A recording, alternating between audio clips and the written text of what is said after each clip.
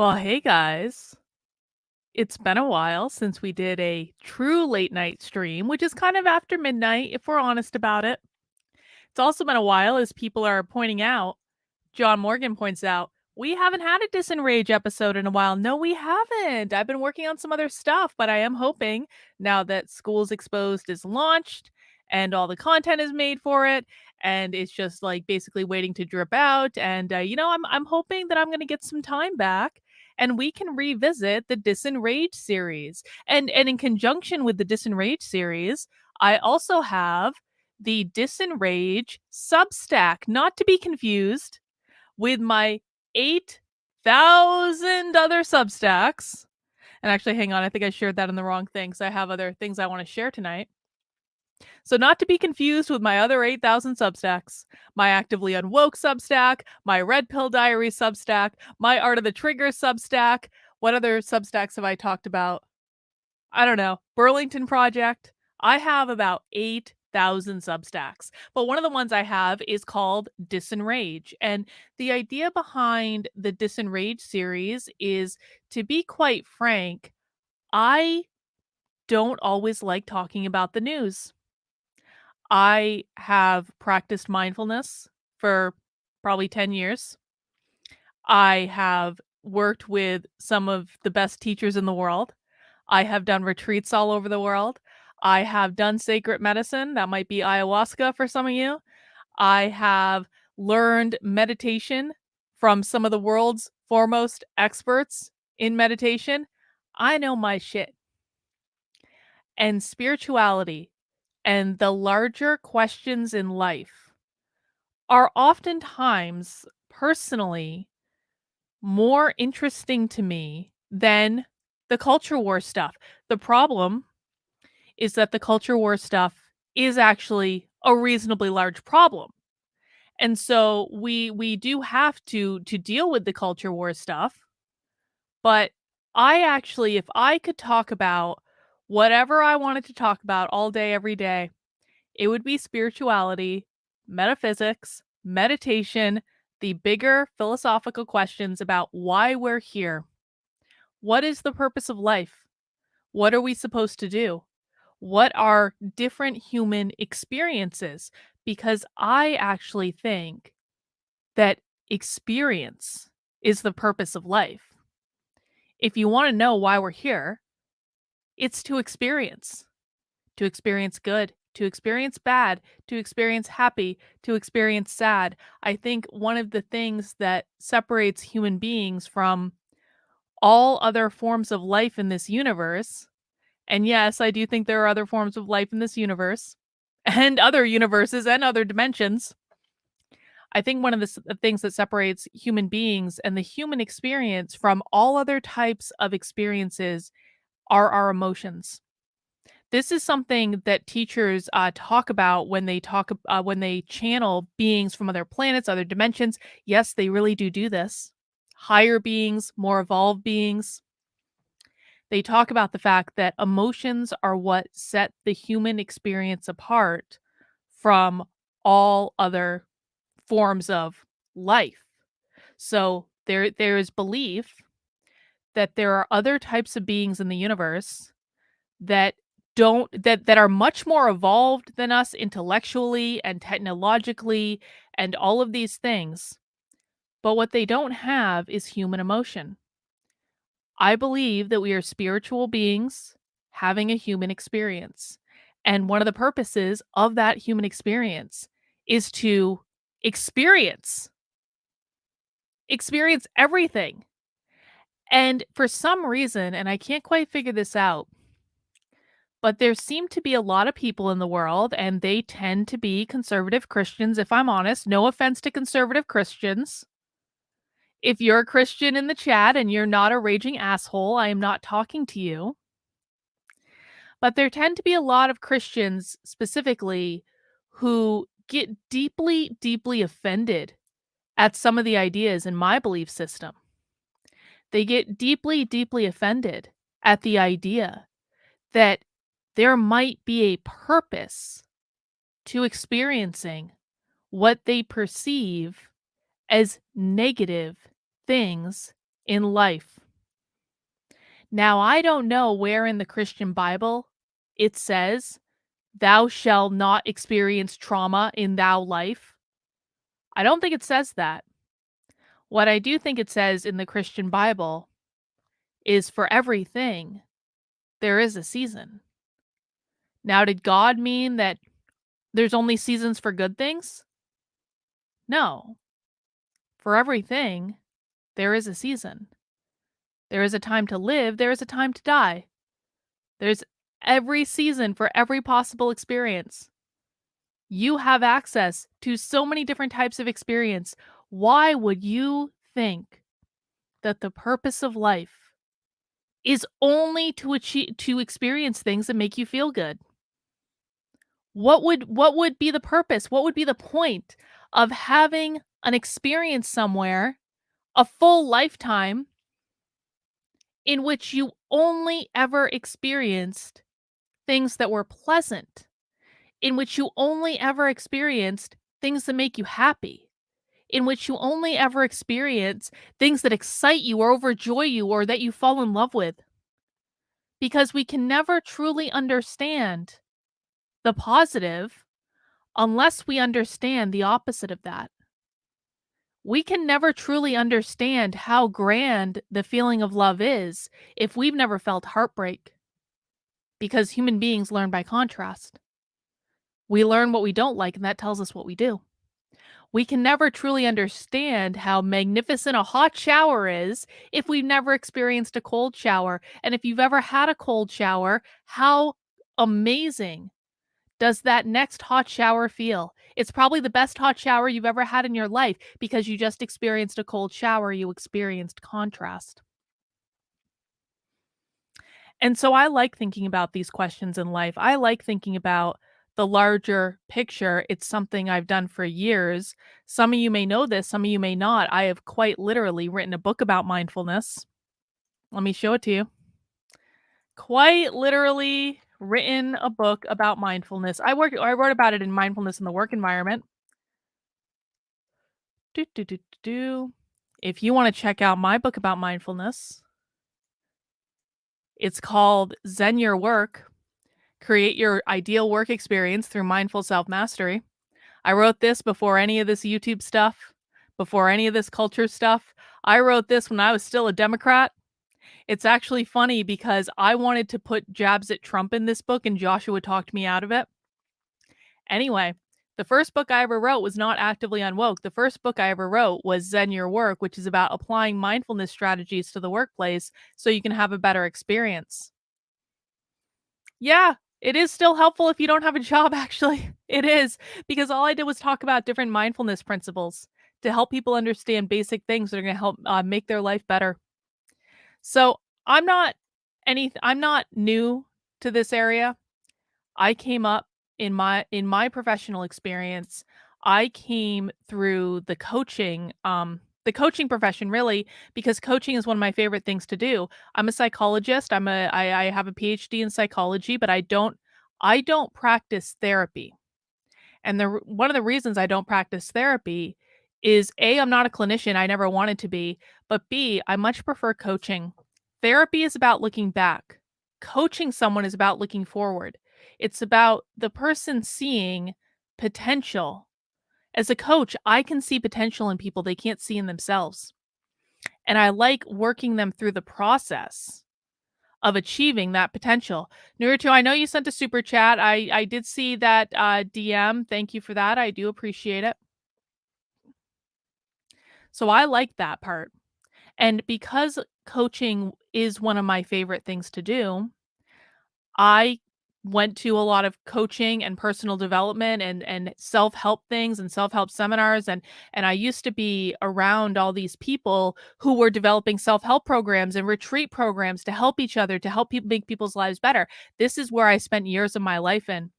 And let me tell you what, when you're training to be a coach and you're doing professional development around coaching, you get to be around really positive, really forward thinking, really optimistic people. They all have a plan.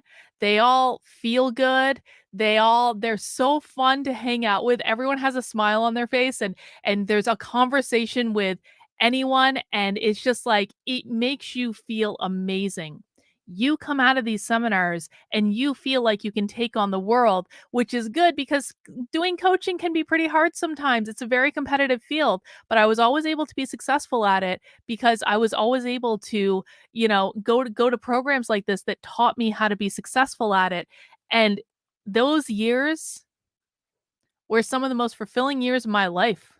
I learned so much about myself. I learned so much about human psychology. I went on my first retreat to Peru to do ayahuasca as a result of one of these coaching seminars. I actually met the shaman that I went to Peru with in one of these coaching seminars. We were waiting out in the hall to get back into the main auditorium. And I looked at him and he looked at me, and he was wearing this unique kind of indigenous looking necklace around his neck. And I said, "What's that?" And he said, "That's my special symbol." And I said, "What do you do?" And he said, "I take people to Peru on retreats to do ayahuasca." And I said to him, "I'm going to go on one of your retreats one day." And I didn't really know why I said that to him at the time.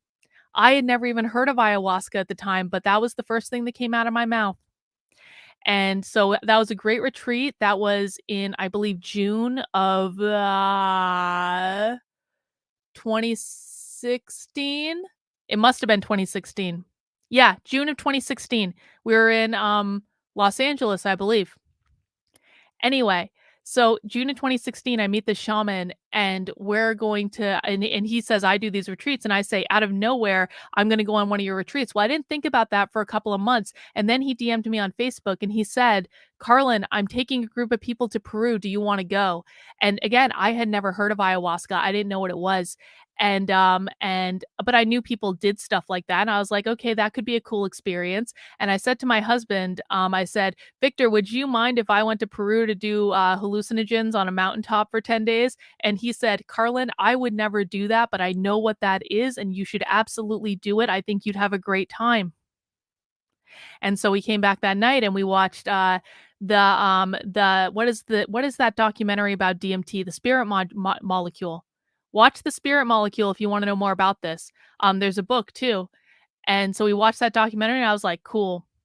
So I signed up the next day, and a week after the Trump got elected in 2016, I was on a plane to Peru to go do ayahuasca in San Pedro and sweat lodges and all of this stuff in the Peruvian jungle for 10 days. And yeah, we went to Machu Picchu and it was amazing.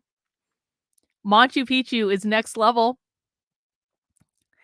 Anyway, so long story short, I came from that world in which I was around all these people where I got introduced to all these interesting ideas and I got to have all these conversations. And I don't, and it's a funny thing because this is a giant community of people that do this stuff. You would never know in the people that I'm around now, you would never know this community exists.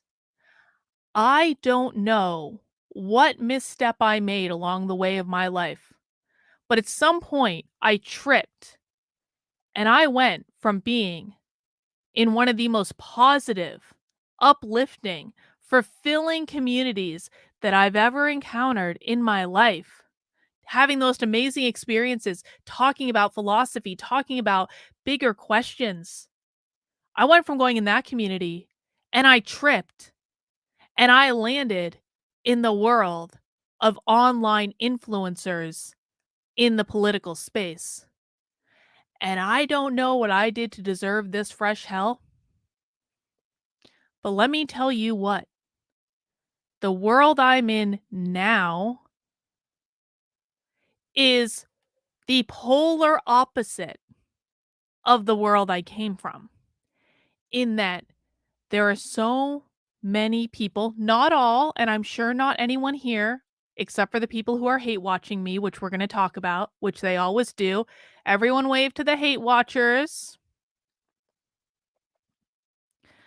So I'm sure most people here this what I'm about to say wouldn't apply to you, but you need to understand that the world that I am in every day now of online influencers, of failed comedians that turn to politics, of people who have quite literally never had a real job in their lives, of people who only strive to be famous all day, every day, and are grasping at fame and are clawing their way to fame and will step over and destroy anyone they have to in order to get a byline in a publication that's probably going to be defunct a year from now.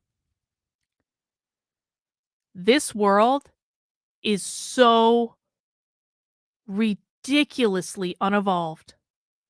This world that I'm in now is not capable of having conversations about the bigger picture in life. And so the first time I really started talking about this stuff was after the 2020 election. And it oh, Crowder announced today that his mug club is returning. Well, that's good. I'm glad that's coming back. Thank you, Naruto. I appreciate it. So, where was I? When I first started talking about my belief system, which is not based on the Judeo Christian belief system at all, it's also not Calvinist. I'm a generalized spiritualist. My beliefs come from the most ancient civilizations that have ever inhabited this planet. My belief system is older than the Christian Bible. This stuff comes from a long, long time ago. It is practiced by millions of people all over the world. There are libraries full of books about this stuff. There are bookstores full of books about this stuff. Some of the most best-selling books in history are about my belief system. Some of the best-selling movies in history are based on my belief system. The Matrix is based on my belief system. And so these ideas are not new. These ideas are not disconnected from any sort of reality. These ideas exist all over the world and are practiced by millions of people every single day. But you would never know it by listening to the community that I am smack dab in the middle of now. And this is why I have tried so hard to extricate myself from the content creators in the political space, because they are incapable of grappling with larger questions and having more interesting conversations than what is the latest headline in the post-millennial today.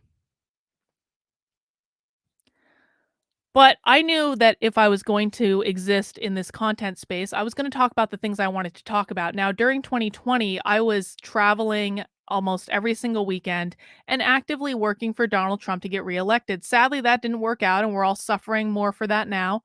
But that was what I was focused on. My goal at that point was not to have spiritual conversations online. My goal at that point was to do everything that I could to get Donald Trump elected.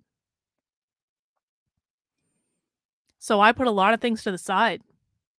There were a lot of things and a lot of beliefs that I didn't talk about because it was not useful to the goal that I had at that time. But after the election, I decided that I wanted to talk about the things I wanted to talk about, and that I didn't want my online experience to only be about politics all the time or things that made me miserable. And this became even more important to me after I got canceled 17 Ways from Sunday by the conservative right, not by the woke left, by the conservative right. I've been canceled far worse and far more often by the conservative right than I am by the woke left.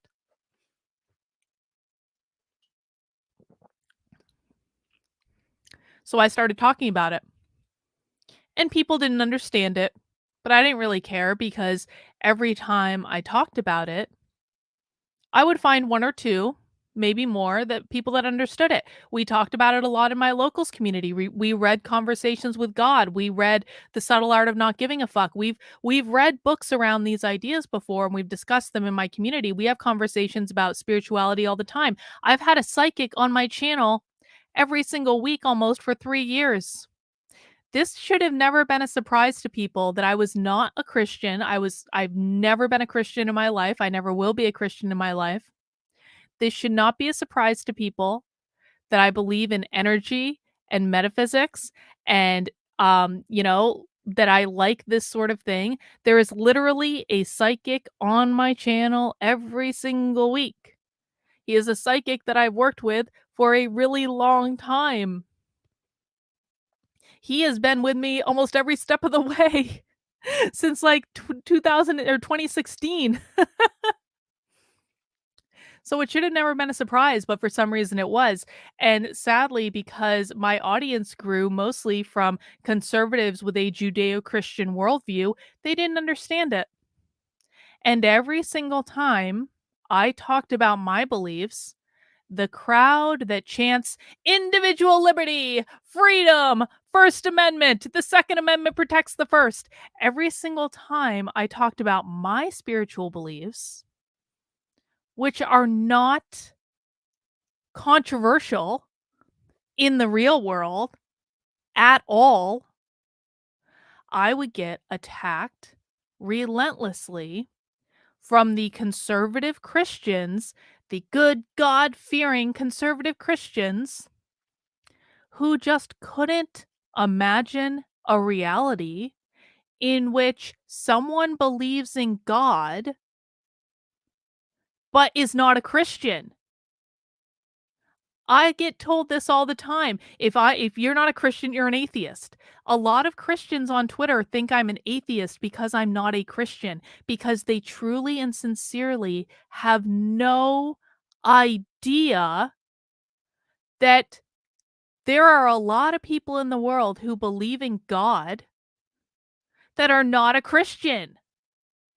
Those two things are true.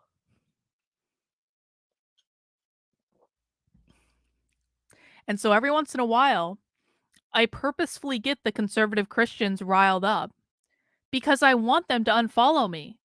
I want them to leave me alone, not the ones that don't care about my belief system, not the ones that have no problem with me believing whatever I want, but the ones that are going to be righteous, judgmental jackasses damning me to hell because I believe different things than them. They can fuck right off. If they don't like hearing about other people's beliefs, guess what? They know where the unfollow button is. I have absolutely no desire to have these people in my audience at all, when all they're going to do is whine and complain while they try to legislate their religion to force me to adhere to their religion when I do not agree, I do not consent, I do not believe Christianity is the way, the truth, and the light. I don't care. I have my beliefs work, my beliefs are not controversial, but they just can't handle it. And so they've canceled me, they've smeared me, they've planted hit pieces on me, all because these people are truly not intelligent enough to understand that there are other ways to see the world that are not Judeo Christian. And probably there are more people in the world that practice those beliefs than there are who practice their conservative Christianity bullshit. Now, I have no problem with people worshiping however they want to worship. It does not matter to me at all.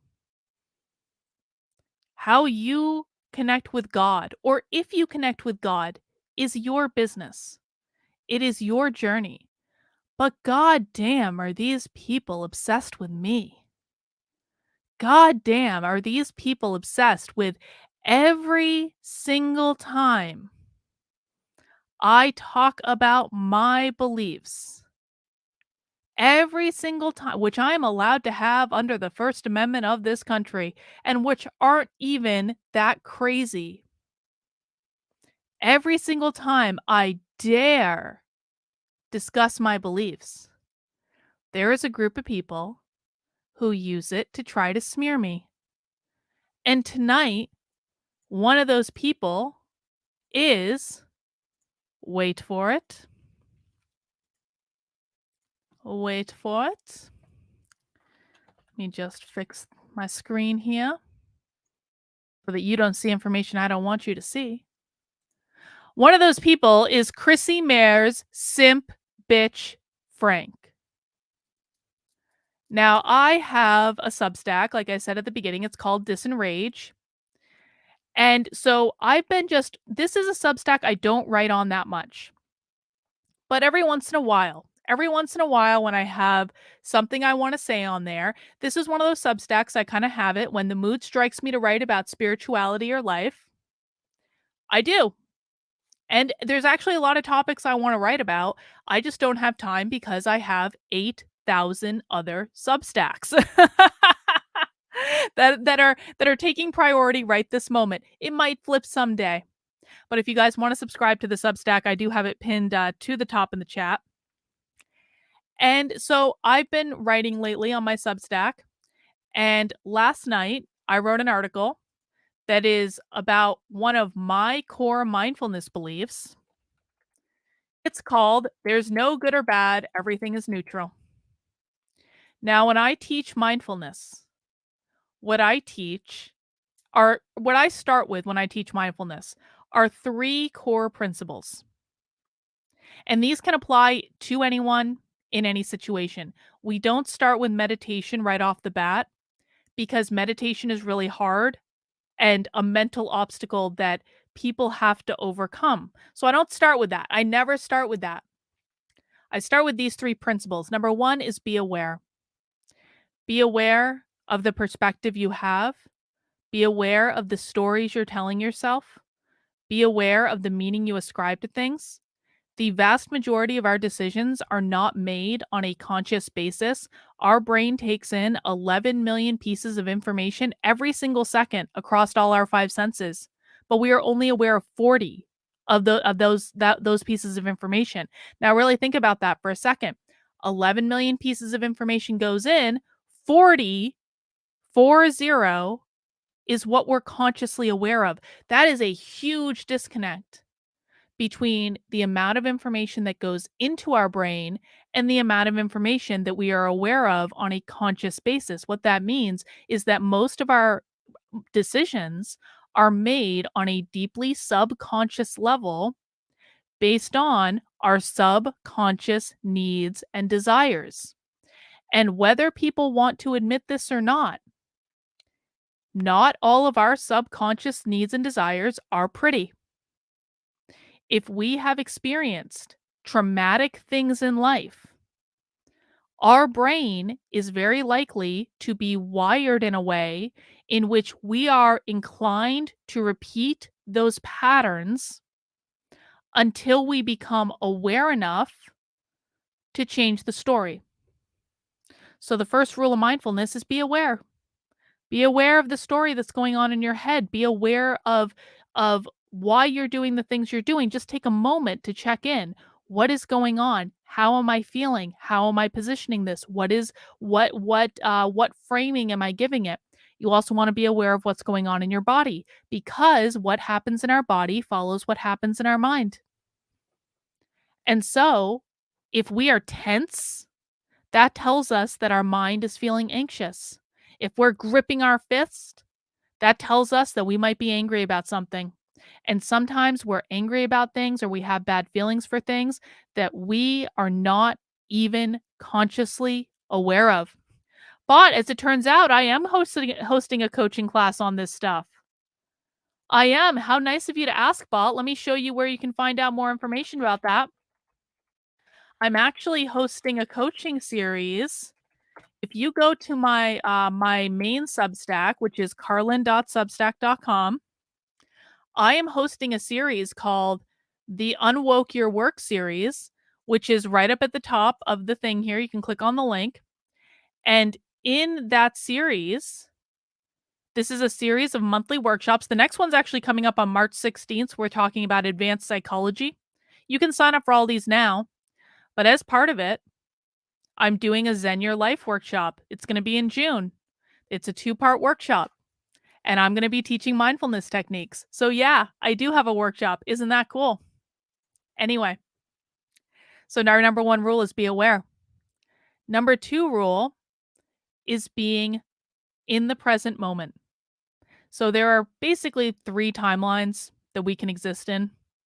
We can be living in the past, running stories of things that have happened over and over and over and over and over and over and over again in our heads, reliving all the bad experiences that have happened to us, reliving those memories over and over. And by the way, guys, when you're having a memory of something that happens in the past, whether it's good or whether it's bad, your brain does not know the difference between something that's happening in your head that you're remembering and emotions that you're associating with those experiences and what's happening right now. So every time you're reliving negative emotions from previous parts of your life, your brain doesn't know the difference between something that's happened in the past and something that is happening right now. So you are feeling the impact in your body of all those negative emotions again. Things that happened in the past don't necessarily have any relevance to things happening right now.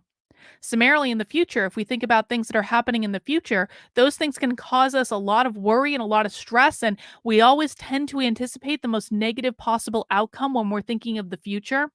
We're like, that's not going to go the way that we want it to go. Right. And so we anticipate that something bad is going to happen. And again, our brain doesn't know the difference between something that we're thinking about and the emotions that we're having in relation to that thing and something that's happening right now. So we are very literally creating stress and anxiety for ourselves when what we think might happen in the future may not happen at all. We just don't know. So, with our second principle, we want to live in the present moment. We want to be dealing with what's in front of us right now, like AD sending me this wonderful super chat. Carlin, do I own a fanny pack? I don't, AD, but I used to back in the day. I'm talking when I was little. Like fanny packs were like in style when I was in school, so people had them, but I do not own any of them now. No, no, not doing that. Thank you though, AD. So we want to try to exist in the present moment as much as we possibly can because we don't want to be in the past because what's happened in the past doesn't necessarily dictate what's happening right now. We don't want to be in the future because we're probably going to be worrying about something that isn't likely to happen. And the last thing I teach people is this: be non-judgmental because things that happen to us in life, they are not inherently good or inherently bad. Everything has the meaning that we assign to it. And sometimes we assign positive meaning. And when we assign positive meaning to something, we are more likely to have positive emotions about that thing. We're more likely to feel okay about that thing. Even if whatever happened wasn't ideal, if we say, okay, well, it may have worked out for the best. An example I'll give you is getting fired from a job. Getting fired from a job may not seem like a positive thing, right? A lot of people would say, no, that's a negative thing. But what if you hated that job? What if you hated it? What if you were miserable every single day? What if it wasn't what you wanted to do? What if you didn't feel respected? And all of a sudden, you lose the job. And you might go, oh shit. But then you tell yourself, you know what? I hated that job. And here's an opportunity for me to get a better job and to make more money. And that's what you go out and do. Because when people are focused after they get fired, and I've seen this over and over and over and over and over again, I've coached many people through getting fired. If they focus on the future, they are much more likely to be able to get a better job paying more money. And then it kind of looks like getting fired from that job was a really good thing because it was the thing that led them to go out to get the better job that they liked a lot better than they were making more money.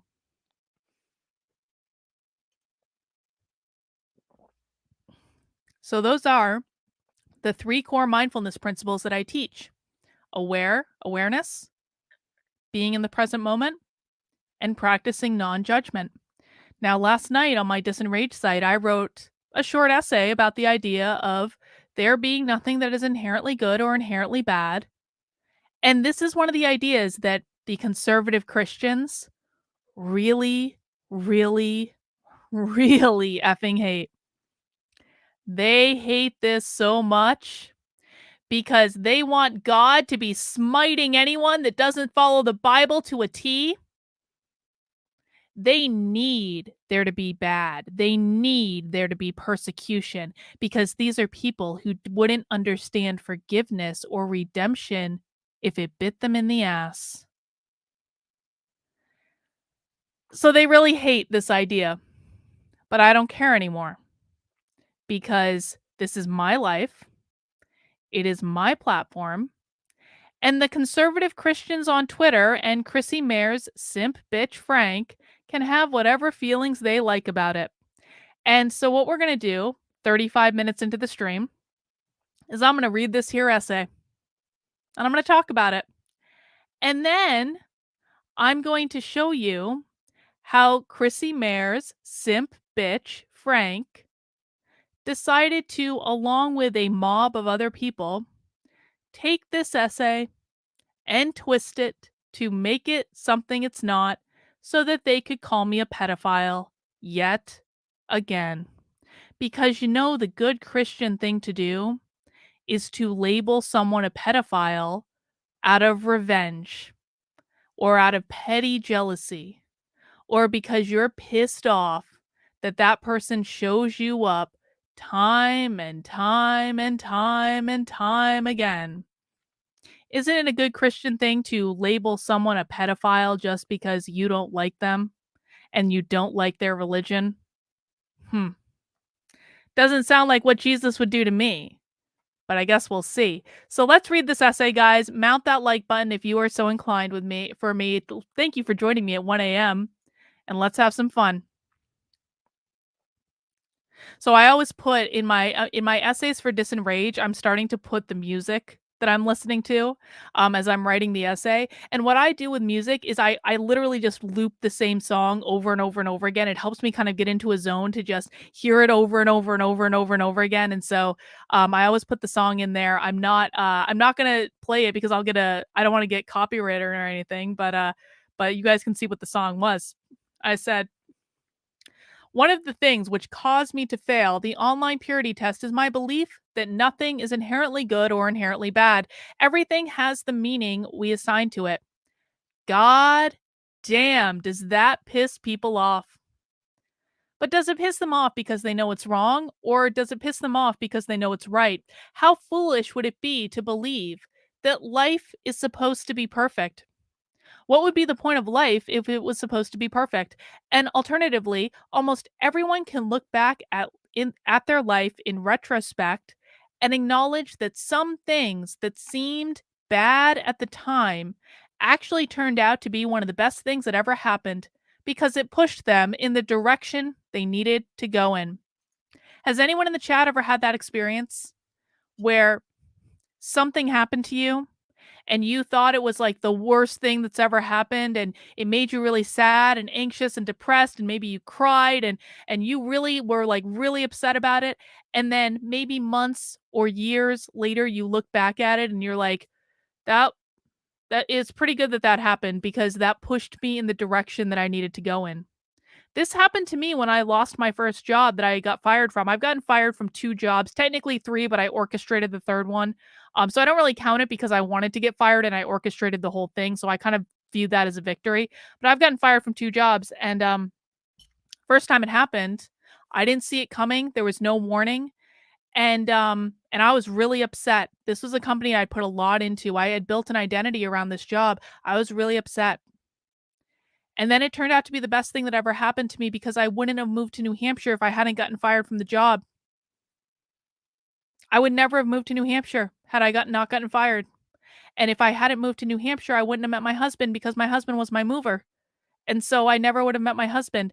And we've talked about how, like, my husband and I have talked about how we think our marriage was like the Adjustment Bureau, was like these like guys came in, these angels came in and they had to make adjustments to our life's course in order for us to actually end up meeting. I never would have met him if I hadn't gotten fired from that job.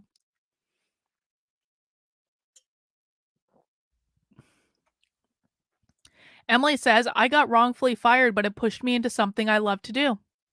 This stuff happens all the time. And so I'm sure most people can think of a time when something that seems bad actually turns out to be good. You perceive it as bad at the time because that was the meaning that you assigned to it, not because it was objectively bad. A person gets fired from their job and goes on to get a better job making more money that they would never would have applied for otherwise. A person gets cheated on only to end up meeting their future spouse right away after being pushed away from the relationship. This actually happened to me too. About a month before I met Victor, I was dating someone else, and he cheated on me, and I was really upset. And I'd actually been really upset that I was moving because I didn't want to move. I wanted to stay there with him, and then he cheated on me, and then I was like, well, I guess it's a good thing that I'm moving. But I actually remember saying to myself, I was like, I'm not going to be in a relationship for a while. I'm done. I don't want to do this anymore. Like, F dating. I'm just going to be by myself, and that's just going to be the way it is, and whatever. And then Victor showed up at my door to move my stuff. And I knew that I wanted to marry my husband on our second date, and so it worked out. But that actually happened to me too. Some things some perceive as bad turn out to be good. And of course, the reverse can be true.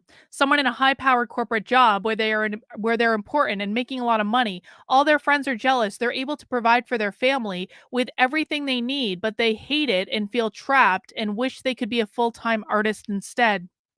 In this case, what most perceive as good turns out to be bad for the specific person involved based on what they want in life. Or take perceptions of sacred medicine, or what some people might call drugs. The fact that I do sacred medicine, which I do to facilitate meditation and to go deeper into meditation, or to connect with God as like part of a ceremony. When I do sacred medicine, these people view it as a negative thing. They're obsessed. They're obsessed with my glorious mushroom chocolate that I got the other day. I showed these 3 chocolate bars on stream the other day, and they were so perturbed by the fact, "Oh my word, she has mushroom chocolate, the devil's candy." They were so perturbed by the fact that I had these 3 chocolate bars that they spent all night tweeting about the fact that I was high, apparently. I still have the 3 chocolate bars, idiots. I was not on anything the other night. But I do this stuff to go into meditation, to do ceremony, to because it facilitates my connection with God in going into in deeper ways and having revelations that I wouldn't otherwise have. And so I'm not ashamed to write about it. I don't think that there's anything wrong with it. Oh yeah, I'll show you the tweets if you want. Anyway, I've been made to believe that the fact that I've done ayahuasca, mushrooms, and smoke weed makes me some sort of failure as a person.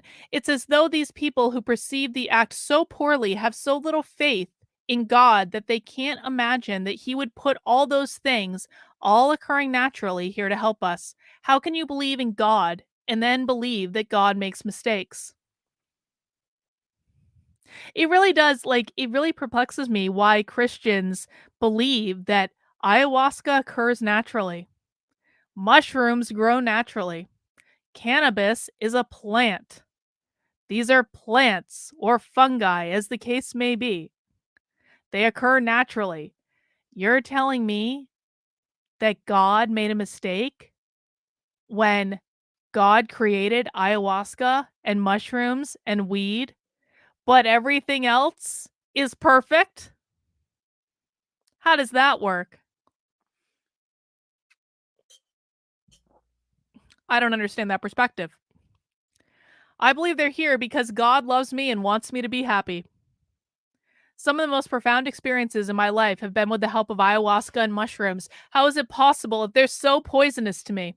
And if it's just and that's just it. These tools do result in profound experiences. And for some people, even if they claim to believe in God, having those experiences would be terrifying. So, coming from a place of fear, they invented excuses to make it seem righteous to avoid it. They label it as bad. And if it's bad for them, it has to be bad for everyone else. And yeah, exactly, tinge. Not only did God put all these things here, but God also had the wisdom to make it completely compatible with the human body. How does that work? I would recommend trying all of them. Why not? So they label it as bad, and if it's bad for them, it must be bad for everyone else. Except that it isn't. Millions of people in the world have had profound experiences connecting with God using the tools that He gave us. What's considered bad for some is considered good for others. What's considered good for some is considered bad for others. And how dare you deign to know what someone else requires on their journey or what's best for them? And here's where I really piss people off. Some people want negative things to happen to them. Children who are abused are more likely to be in abusive relationships as adults. Women who have been in abusive relationships are more likely to end up in a future abusive relationship. Now, no one is arguing that someone would consciously wake up one day, especially as a child, and think, I'd really like to be abused. That's not what we're talking about here, although inevitably, someone will make the argument that it is, because that's how the internet works. There are people who believe in lying and smear campaigns are good things, and it's a good look to engage in them. I disagree. But that doesn't change their perspective, which they're allowed to have. Now, I want everyone to remember this paragraph. I want everyone watching this stream now or in the future to remember this paragraph. I specifically said, now, no one is arguing that someone would consciously wake up one day, especially as a child, and think, I'd like to be abused, but that's not what we're talking about. And then I said, although inevitably, someone will make the argument that that is what I'm talking about, because that's how the internet works. And there are people who believe that lying and smear campaigns are good things, and that it's a good look to engage in them. I disagree. But that doesn't change their perspective, which they're allowed to have. You are allowed to call it whatever you want, Laquisha's Prime.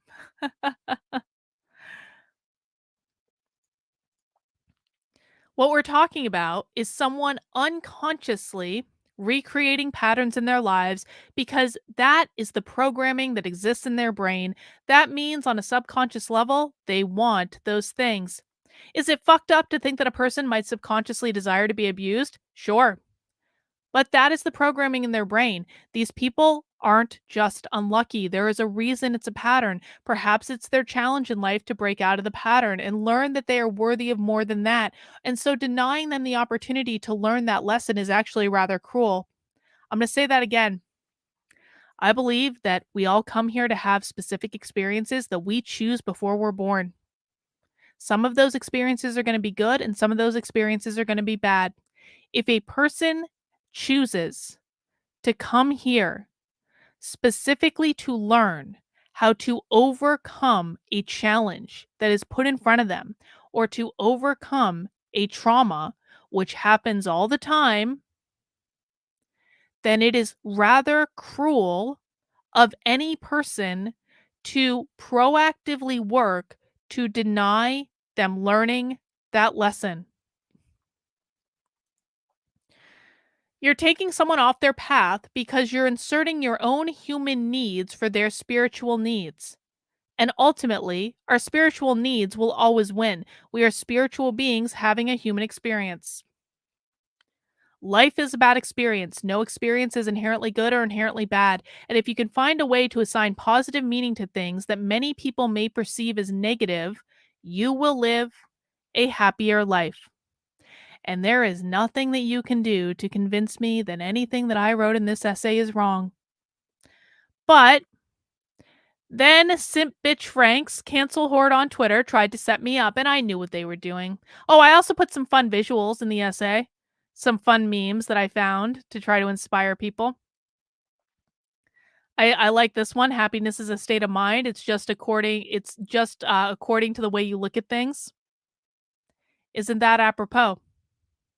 But we go into the comments, and this person who lied about their identity said, I just want to understand. Isn't something like child rape bad though? And I knew the minute I saw this that this Twitter horde was trying to set me up. I knew the minute I saw it. But let's play pretend for a moment and allow them the opportunity to behave like total incomplete jackasses. And I said, if you need to experience that as a child, what if you need to experience that as a child in order to have the required life experience to go on and help future victims? You know, if there are bad things that happen to us, and almost everyone is going to experience trauma in their childhood. I hate to break the news to anyone, but sadly, well, is it really sad though? People will experience trauma in their childhood. That's just the way it goes. Now, there are all different ways to experience trauma, and I don't think that you can really compare different types of trauma, but I believe that the things that happen to us in childhood are meant to push us to doing things that we need to do as an adult. One of those things may be the simple act as overcoming the trauma, working through the baggage, working through the experience. Is it going to be pleasant on a human level? Well, no. But again, life is not supposed to be rainbows and unicorns. That's part of the challenge of life. One of the things might be you are, in this case specifically, what if your destiny is to help children who have been through this experience? Because we're never going to eradicate it. That's the truth. There will never be a world in which things like this, bad things don't happen to children. You can try to minimize it, you can try to mitigate it, you can pass laws against it, you can put in protections, but there will never, ever, ever, ever, ever be a world in which this doesn't happen at least once somewhere. That's just reality. That might not be a reality people want to face. You could talk about we should have public executions every day of the week for people who do this. Fine. There will still be children that this happens to,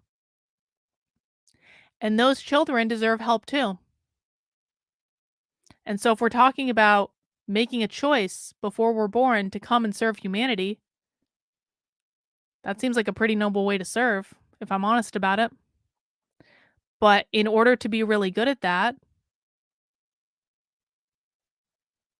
sometimes negative things happen to us because it is experience that is beneficial for what we are here to do.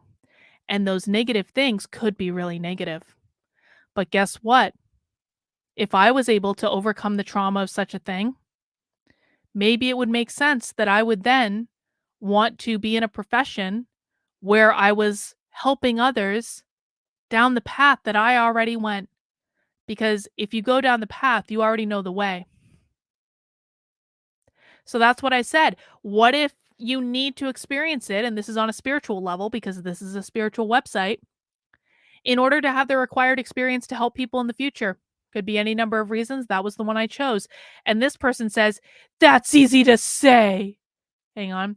If you are not the child whose life is destroyed. Now, that makes an assumption.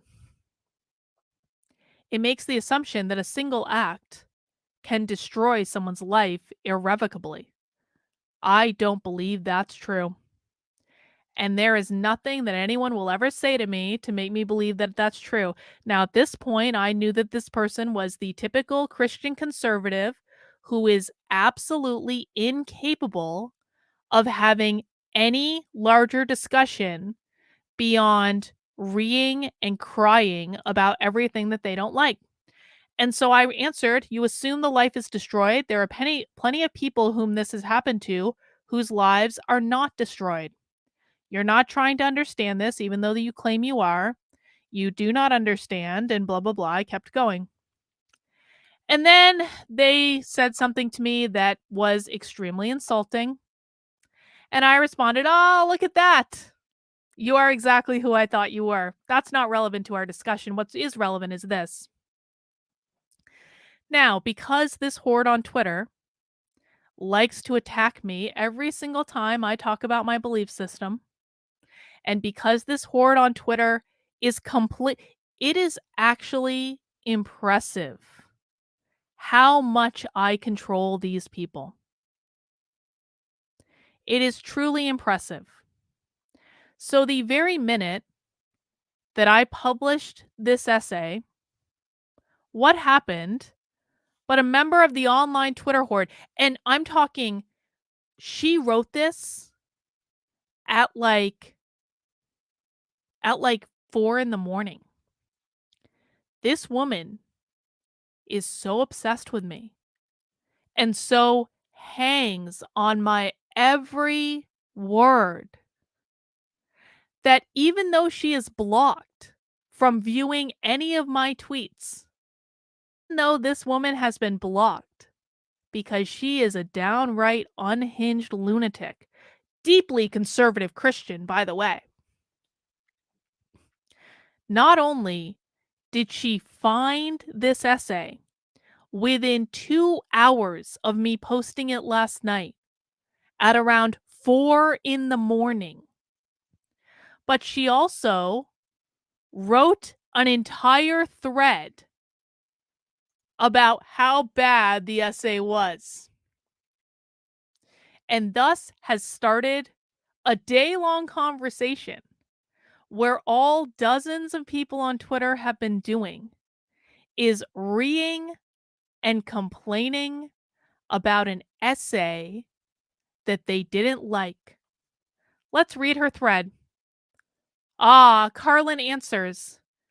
This woman apparently thinks I'm talking to her all the time, even though I was just writing an essay.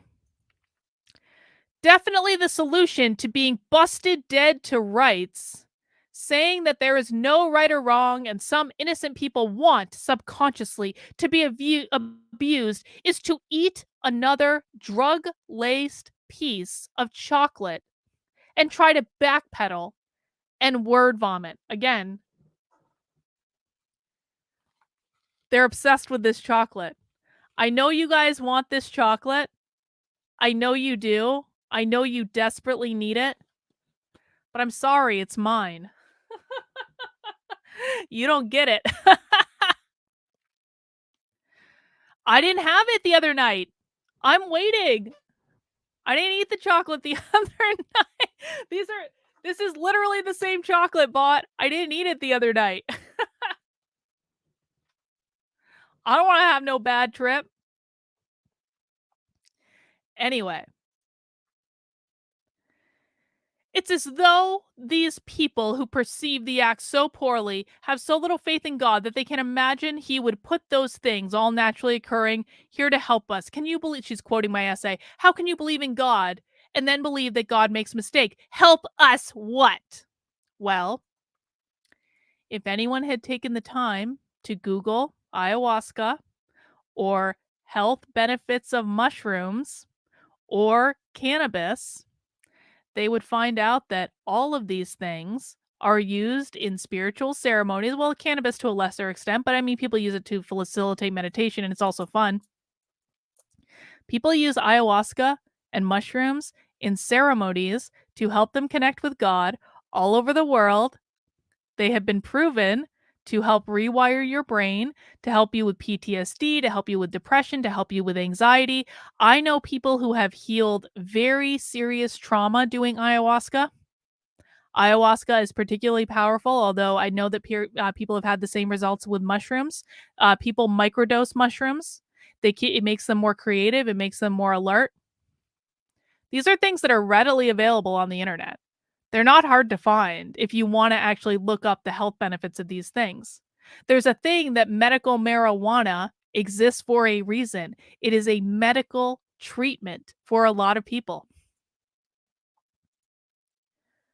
Help us constantly say crude and insane things. Hitler is in heaven because the Jews choose to die in the Holocaust. Well, I do believe that everyone chooses their death, and yes, that includes the Jews. I am sorry if that offends people, but I don't think that Jews are any different than every other person in the world. And so, of course, the same rules would apply to them. Adam says, yeah, I got through cancer with marijuana. Exactly. Here, be alert and of sober mind. Your enemy, the devil, prowls around like a warning lion looking for someone to devour. Can I get an amen? This woman is actually quoting the Bible to me as though the Bible is a book that means anything to me other than a series of fables that are meant to teach important life lessons. What we're talking about here is unconsciously recreating patterns in their lives because this is programming exists in their brain. That means on a subconscious level, they want those things. She's quoting my essay again. And then she says, "No, you said that it's okay to hurt innocent people. That's what you said." Now, we just read the essay that this bitch is quoting. Did I say anywhere in that essay that it's okay to hurt innocent people? Because if that's what you took from that essay, I'm going to suggest that you have a reading comprehension problem and are probably not the brightest crayon in the box. And so denying them the opportunity, hey, let me make this a little bit bigger. Denying them the opportunity to learn that lesson is actually rather crude. You know, notice she's not commenting on the site because she's already been blocked from commenting on the site. You're taking someone off their path. Are you saying that if I tell a kid to stay away from a pedo neighbor, I'm denying them the opportunity to learn a lesson?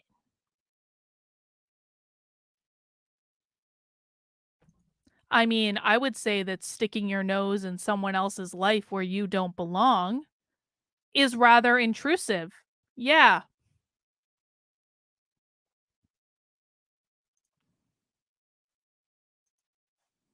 exactly. This is not a new theory that people choose their life path. My mom used to say you choose your parents before you're born. It's not an out of this world concept that I made up. Life is about experience. No experience is inherently good or inherently bad. To this she says, "No. You said nothing is objectively good or objectively bad." Well, that's actually exactly the same thing. "You don't get to backpedal now. You suggested it might be okay to hurt innocent people because they subconsciously want to be hurt. You don't get to try to change your tune now, especially since we know that you have hurt people. You have defended a pedal enabling ex who hurt kids. Damage control doesn't work right now, especially when you include trippy AI art, your mood music, and talk about your love for drugs. Your God is not my God." I mean, I personally didn't know that Jesus was going to be so offended hang on, at this image. Apparently, Jesus hates this image. What do you think Jesus would think of this image, guys?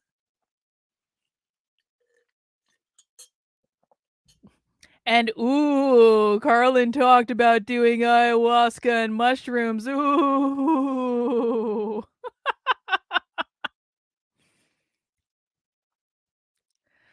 So that was the first thing that happened. And let me show you too. This woman is like obsessed with me. This is this woman's feed. Hang on. Let me show you guys this. This is quite literally her feed about me. Like I am her pinned tweet right now. This is a stream that I did from Porkfest last June that she hate watched, of course. And she is still talking about this stream. She talks about me over there. Oh, there I am again. There I am again. Over and over and over again. Oh, we're going to talk about tonight.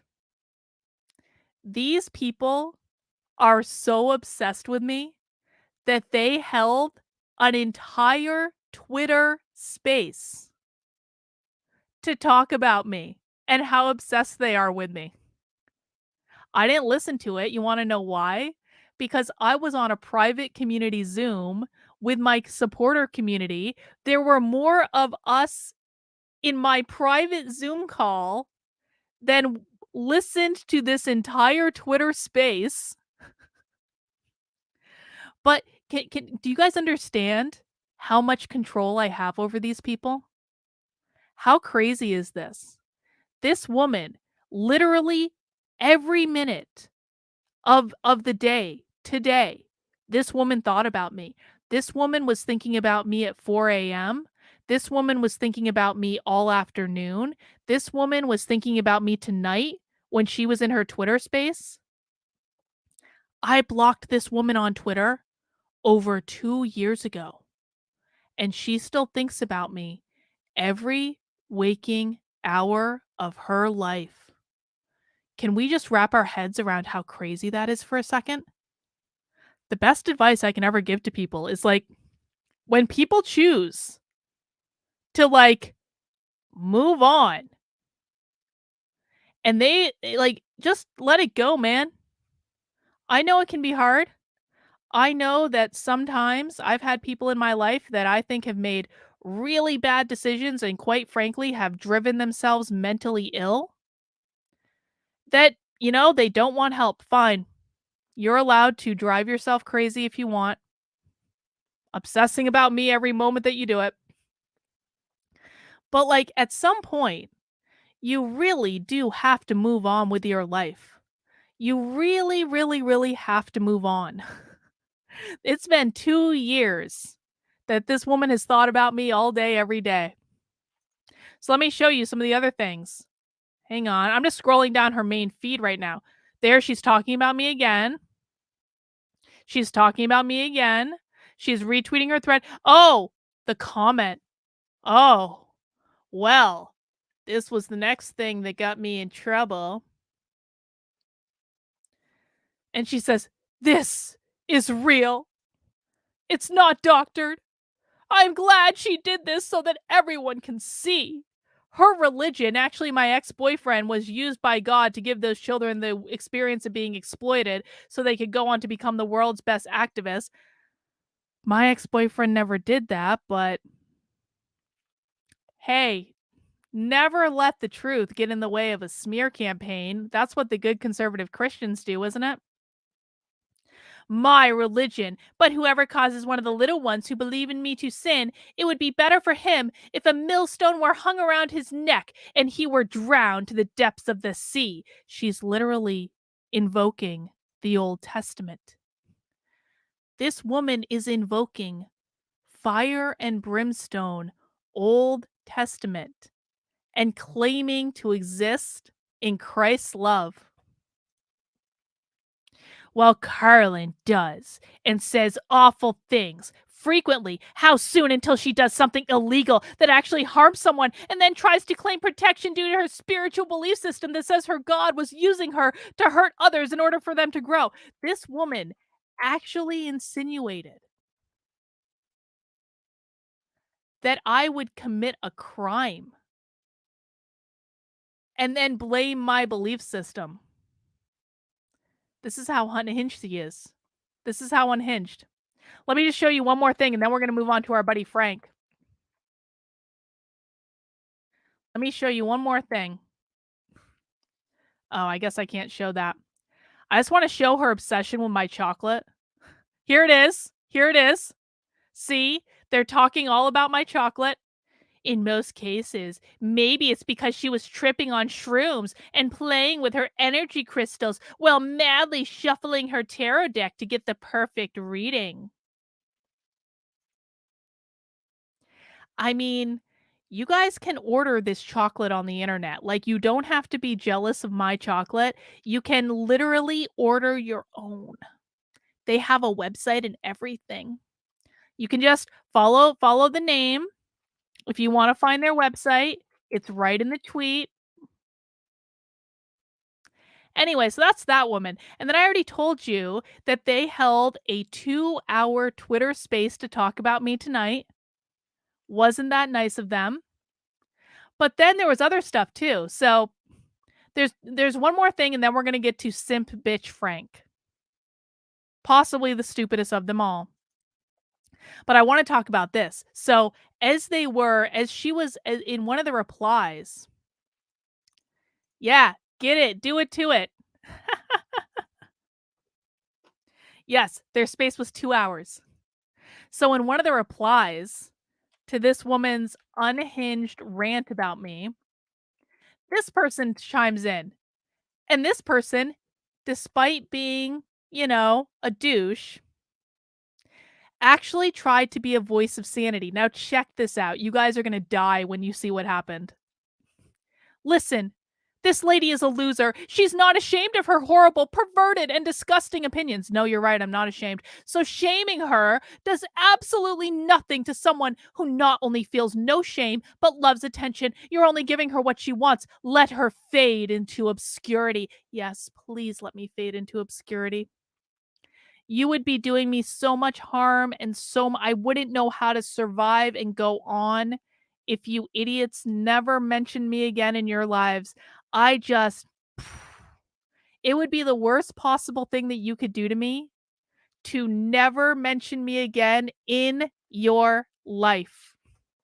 So she responds, she says, "What you said is correct. But there are still people who don't know. There are still people giving her money. Remain quiet? No, shan't, and have no fellowship with the unfruitful works of darkness, but rather expose them." It kind of sounds like this woman is using the Bible to justify cancel culture. She's literally saying, people still give Carlin money. They still support Carlin's work. We have to tell them. We have to warn them. We have to make sure that no one gives Carlin money ever again. The Bible tells me so. She's using the Bible to justify cancel culture. Really wrap your heads around that, and don't think that's the last time we're going to see the Christians doing that. I'll tell you what. But this person responds, "She has no power. She has as close to no influence as you can get. Pretending she does would be dumb, and no one would pretend she's influential in any way. She's far from it. Therefore, all you're doing is making her ego bigger. She doesn't deserve it. Let her fade into obscurity." Yes, yes, please let me fade into obscurity. I really hope you do. And she says, "I appreciate what you're saying, but I disagree." And then this person says, "Then you're doing it for yourself, not to hurt her in any way, because she's not hurt by this at all." True. She wants it. Well, I don't want it. I'm just not going to allow myself to be hurt by it. And all you're doing is giving her what she wants. You can disagree with her all you want, but what I'm saying is correct. I think that they should follow his good advice. I really do. But then, this is the part I want to show you guys. So this other insane bitch, this woman, I talked about this woman on yesterday's stream. I talked about this woman literally wrote a 40 tweet thread about how I'm a narcissist recently. I did a whole stream about it. This woman's crazy. So she chimes in and she goes, "Nope, I disagree as well. She is entirely supported by gullible idiots who don't see her for what she is. She is a predator and should be exposed as such." Okay, so you guys are all gullible idiots. Congratulations. So he responds, "Yes, but again, her supporters are so very, very few. Well, not as few as you might think. And they already agree with her. You can't claim you're trying to turn people away from her. Nobody in their right mind cares about her besides a few small, gross people." And then this is the best part. Check this out. This woman's like, "I'm sorry. Did you miss the part where she crowdfunded $16,000? I actually crowdfunded $17,000. Thank you very much. You can check the Indiegogo for yourself. Don't fucking shortchange me. She's got 104,000 YouTube subscribers. That's a future presidential candidate. Is amplifying her voice on his platform." They are so pissed that Vivek Ramaswamy is retweeting me because I like Vivek. I've known Vivek for a long time. Vivek has followed my work forever. I've met with Vivek several times in New Hampshire. They're so pissed that Vivek is retweeting "A future presidential candidate is amplifying her voice. How dare he? Are you unaware of her presence on other platforms? Maybe sit this one out." So in other words, These people are going full mask off and they're like, Carlin is too successful and Carlin is connected to people running for president. And oh my God, they retweet Carlin and Carlin did a crowdfunding campaign and all these idiots gave her $17,000 to build a program to teach parents how to find public information in schools. How dare they? It's just because we didn't warn them what a predator Carlin was. So it all comes down to the fact that these people are so incredibly jealous that even with 2 years of their constant whining and complaining and smear campaigns and bullshit and etc., etc., etc., it kinda seems like they haven't really been that successful. Kinda seems to me like they're really perturbed at the number of people who, still watch and appreciate and value my content. But let's get to simp bitch Frank, shall we? Let's get to simp bitch Frank. Because Frank also took the comments from the Substack. Now, let's not assume that Frank knows how to read, okay? Let's not assume that Frank had the ability to read my Substack, which is probably written round about, 5th grade level, 4th grade, 5th grade level. I absolutely could have read and understood my Substack when I was in the 5th grade, but we can't assume that Chrissie Mayr's simp bitch has the intellect to read and comprehend a 400-word essay that is written at a 5th grade level. We just can't make that assumption. So Frank probably didn't even read the thing that he was upset about because it is definitely a really good idea in practice to get really upset and pissed off about something that you don't even bother to read. And he said, can we please all agree that children who have been raped have had their lives destroyed? This is her worst take of all time, and I honestly feel sick to my stomach. Well, Frank, no. No. We cannot agree that children who have had a really traumatic experience have had their lives destroyed. And I'm going to explain why I will not ever agree that any child has had their life destroyed because they were abused, which was completely out of their control. Let me read my response to Frank.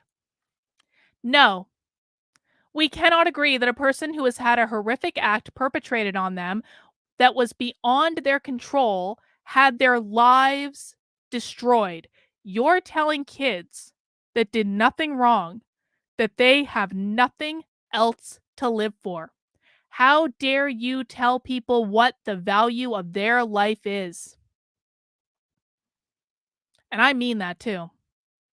The reason I'm doing this stream tonight is I am utterly disgusted at the idea that this jackass thinks that he is in any position to tell someone else what their life is worth, because that's what he's doing. When he's saying their lives have been destroyed, he's saying they have no reason to live. He's saying there are no brighter days ahead of them. He's saying the sun will never rise. He's saying that they will never experience positive. He's saying that they will never be able to deal with and manage the trauma of what happened to him. He is saying there is no hope, and that means their life has no value. How dare he? How dare he claim to care about people, to be someone that's watching out for the best interest of children? And he is so quick to dismiss the value of a life that they have not yet lived. I continue. Kids that have had that horrific thing happen to them have the full ability to go on and lead happy and wonderful lives. That is not having their lives destroyed. If you convince people their lives will be garbage, it will be. You are the one ruining people's lives with your bullshit. I know plenty of people who've been abused as a kid. As I have said many, many times, my life, my childhood, was not the rosiest of experiences. And I know plenty of people who've been abused. And you know what their parents did? Their parents taught them that they were resilient, that they could get up and go on. They got them therapy. They helped them. They helped manage the baggage and the trauma of that whole experience. And then they told them that you can go out into the world and do whatever you want, and your life still has value and meaning. When you tell people your life is destroyed, what hope are you giving them? Why? And especially if you tell a child that over and over and over and over and over again, you are going to convince that child that there's no reason to even try. There's no reason to get up in the morning. There's no reason to try to overcome what happened. And it will be entirely the fault of the person who convinced that child that life was not worth living if this had happened to them and their life had been destroyed. Some of those kids may go on to be adults that will help kids who have been had the same thing happen to them, which will be entirely driven by their experience. You're going to tell me that's having your life destroyed? That's being of service to people who need it. There's not a single human being that has ever lived that has had a perfect life free of trauma. If you believe your life is over because of trauma, it will be over. The challenge is not to live a life without trauma. It is to overcome it to live a full and beautiful life. There's not a single person that is watching this stream right now or will watch this stream in the future that has had a perfect life.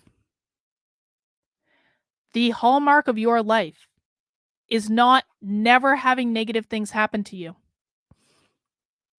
How you judge yourself is by how you get up and how you keep going and living the life that you want to live, regardless of what anyone has said and done to you. What has been done to you does not dictate who you are, and it does not dictate what you're capable of. And yeah, exactly. What Frank is doing is exactly the same thing as telling minorities they have no chance, that the system is working against them. That is exactly right. If you believe you have no chance, you're right. Henry Ford said that. So fuck right off, simp bitch Frank. I'm not the one ruining lives here. That's you and your woke cancel mob. And then I ended it with, some people want to be victims. So many people want to be victims, rather. If you want to be a victim of your experiences, that's your business. But I'm not going to buy into the delusion. You are not a victim, and anyone who tells you that you are is trying to ruin your life. Go to therapy, work on your own baggage. I will never, ever, ever, ever, ever apologize for holding the spiritual beliefs that I hold. And these people can whine and complain and all they want. They can pretend that they are good, God-fearing people. But at the end of the day, they don't care about people at all. They only care about themselves. They only care about following me around the internet. Quite literally, every waking hour. Following me around the internet. Hanging on my every word. Frank, I kind of wonder sometimes, like, do you have a crush on me, bro? Do you wanna date me, bro? Is that why you're so obsessed with me? I'm happily married, thanks, Frank. I don't need your needle dick. You can save that for Chrissy or whoever else you're fucking. Probably Brittany Venti. Sarcasm, obviously, alleged. But to say that these people, the real problem is these people are absolutely incapable of dealing with anything that is above a 75 IQ level. And I think it's really sad. I think it's sad that these people will never know the pleasure of a conversation about the larger meaning in life or what we're here to do or what human beings are capable of or how we can get over trauma or how we can take what might be perceived as negative experiences and turn them around and make them a really positive thing or something that drives us to do the thing that we need to do.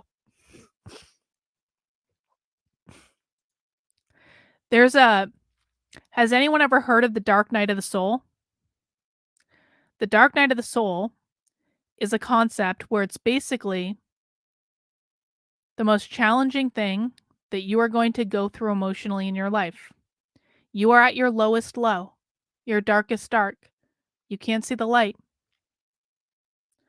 Dark nights of the soul happen in all sorts of different ways. They happen for different ways for different people. But what they have in common is that when you go through a dark night of the soul, and I've been through them,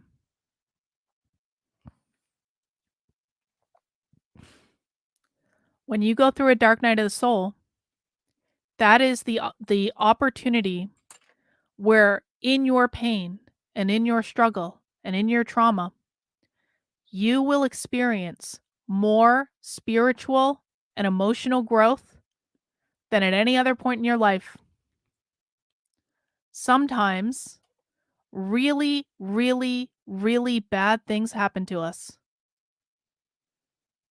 And if you are able to get through those things and to find the light again, that's when you know you're really alive. And you will look back at the person you were before the dark night of the soul, and you won't be able to recognize that person because you will be fundamentally changed. And you'll be stronger, you'll be more resilient, you'll be able to show up more powerfully, you'll be more confident in who you are. Now, I'm not suggesting anyone seek out a dark night of the soul because it's one of those things that you can't concoct. You can't force it to happen. But if it happens to you, if something happens to you that cuts you to the core of your being, if something happens to you that makes you question everything you know is true about the world, if something happens to you that prevents you from seeing that there is good in the world, it fucks you up at first. Really bad. But when you come out on the other side of it, you will understand. I promise you that you will understand why you needed to go through it. Why you needed to go through it to be the person you need to be in order to learn the lessons that you need to learn, in order to have the experiences that you are literally here to experience. I really believe that the reason that I talk so much on the internet today, I quite literally make a living talking on the internet, is because during my childhood, there were years, literal years, where I didn't talk in my own house. Because every time I spoke up and every time I expressed myself, I was, well, given a little punishment. And I'm not suggesting I was physically beaten because I wasn't, but I experienced quite a bit of emotional abuse. And that emotional abuse led me to not talking, literally not talking in my own home for years, probably 2, 3 years at a time. We're not just talking days, we are talking I did not speak. And so that's a pretty traumatic experience. Your propensity to speak reflects how you value yourself, and so if you're a child and you're not speaking in your own home, you're basically telling yourself every single day you're a worthless piece of shit. That was my childhood. And so when I got older and I left, and by the way, my parents, I've had to go through a process of forgiving my parents. So I don't want anyone to think that I hold anger or ill will, because I don't. Mistakes were made. My parents were not perfect people. Hurt people hurt people. They had their own challenges in childhood too. So I'm not shitting on my parents, but that's the reality of the situation. And so when I got older, what did I do? I started talking for a living. I started doing keynote presentations at conferences when I was 23, 24. I learned how to present. I learned how to do public speaking. Then I learned how to do coaching. Then I started charging more money for keynotes. Up until the pandemic, I was making most of my money going around the country and doing keynote talks and doing in-person workshops. And then the pandemic started and I really doubled down on this YouTube channel because that was, the best I was doing really well at the time. My article had gone viral. The channel really exploded. I wasn't expecting it, and wouldn't you know it, but it exploded in a completely different arena than I had been planning in before. And I really wasn't expecting that, but sometimes you just got to roll with it, because sometimes when you see opportunities, you have to roll with them. And I had a big opportunity. I was like, okay, well, people want to hear what I have to say. And I've been talking online ever since. Do you think there is a snowball's chance in hell that I would spend so much time talking today if I hadn't had years of my life in my childhood when I couldn't talk? Sometimes the things that traumatize us lead us to the place that we need to go. And that might not be a pleasant thing for some people to hear, because they haven't properly worked through their own childhood trauma. But there is not a single person that has lived on this earth that does not have some form of trauma that they need to deal with.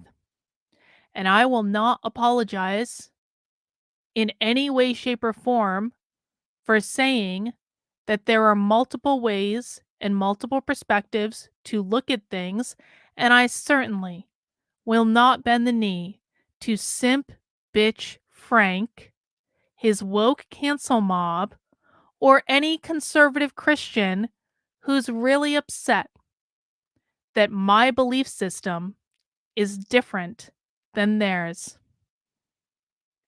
That's all I have for tonight, guys. Almost 2 a.m. Thank you for staying up with me. I hope you enjoyed it.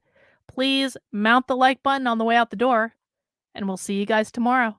All right, take care. Have a good one.